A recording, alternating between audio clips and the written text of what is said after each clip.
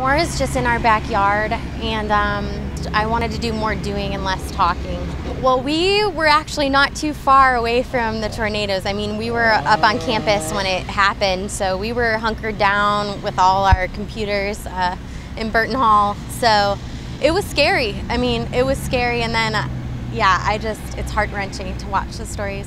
It's amazing that there's only a small amount of life lost, you know, and my heart breaks for those families who are going to have to start over. So, you know, I'm from Texas originally, the Panhandle, so I sort of grew up in Tornado Alley too, and I've done my fair share of hunkering down and living through some small twisters, but coming out here and seeing this, it just really took my breath away. I've never seen anything like this. It's just, everything's gone, and you know, we've been cleaning up and finding photographs and realizing that this was their life, and it's gone.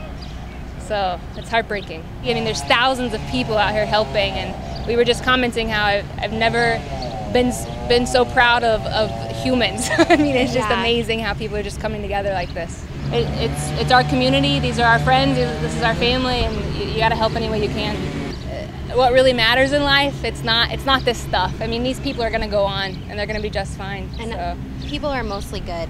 Yeah. Like, look at all these people out here today, and people are good. Like, all those stories about looting, like, that's not what matters. What matters is the people who are out here helping, so.